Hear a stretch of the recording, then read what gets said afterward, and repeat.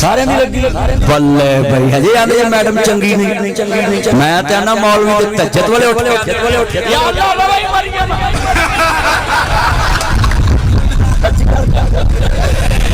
madam का एक काम तरीक याद रखेगी उन्हें 50,000 मौलवियों लाया पर मैं मैडम अगे सिफारिश करांगा मेरी ये भैन है मेरा एक गल मन ला मैं भी तेरी तारीफ करांगा सुथरे पंजाब वालों की तनख्वाह बहुती है मौलवी थोड़ी है साडी डबल कर देवे सारी उम्र दुआवां देवांगे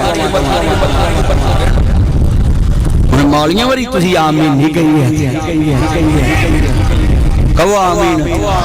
जेड़ा काम हुकूमत दा चंगा वो तारीफ करया करो ये मैडम दा बहुत अच्छा काम है उन्हें मौलवी ने 5,000 लाया पर जेड़ा काम चंगा वो तारीफ करया करो नहीं तो मौलवियों ते 5,000 छड़ के हुकूमत ने 5,000 पर्चे दे दिते होने ने कभी 5,000 रुपया नहीं दिता ये नवाज शरीफ दा भला वे उन्हें 5,000 लवा दिता अच्छा बे साडे मुखालिफ सारे बैठे ने बिल्कुल नहीं बोलते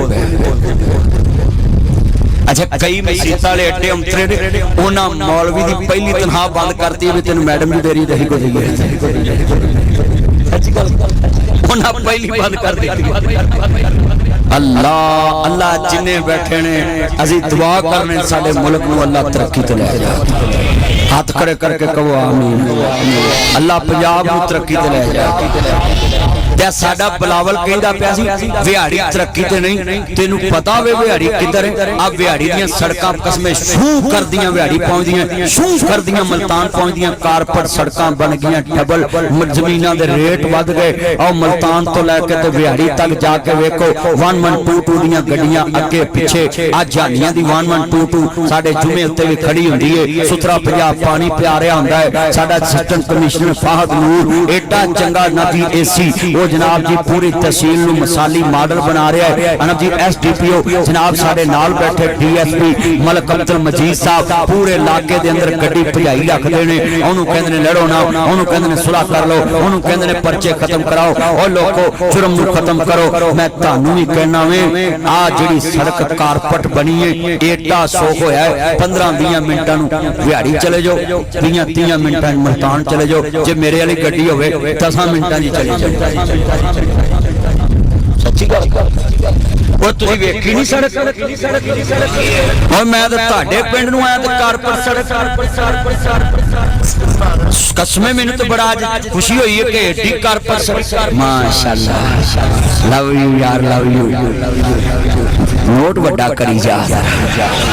अल्लाह तेरी उम्र च बरकत पाए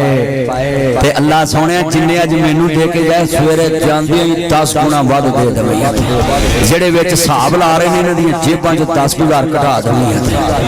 कई वे हिसाब ला रहे मौलवी नूं तो किन्ने हो गए माशाअल्लाह मेरा यार मसा ही उठिया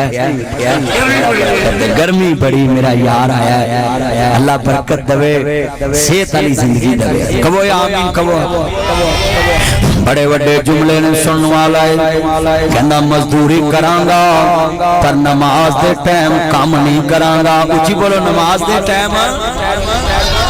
ओ तुम सारे बोलो नमाज दे टाइम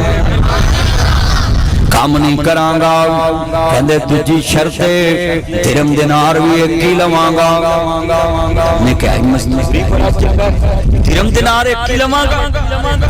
अल्लाह कारी साहब उन्हें कहा दिरहम दिनार एक ही लवांगा एक बल्ले कारी रफीक इत्थे मेरे कोल आए ना यार इत्थे आ लागे आ ना आओ अगे इत्थे मैं माशा कारी ने जुत्ती पाई है बिल्कुल ले ना जाए कारी मेरा यार है अल्लाह अकबर आज जिन्ने मेरे चन बैठे जे ना नोट करो उन्हें कहा नमाज दे टाइम कम नहीं करांगा DSP साहब नमाज दा तुसी आज जुमे जिक्र कर रहे से वाकया सुनाया करो जुमे उन्हें कहा नमाज दे टाइम काम नहीं करांगा उन्हें कहा दूजी शर्त है दिरहम दिनार भी एक ही लवांगा उन्हें कहा तेरी कंध बना दा हुंदा साडा मिस्त्री मजदूर हुंदा जब तक तेरा जनाजा ना निकले मैं तेरे घर ही रवांगा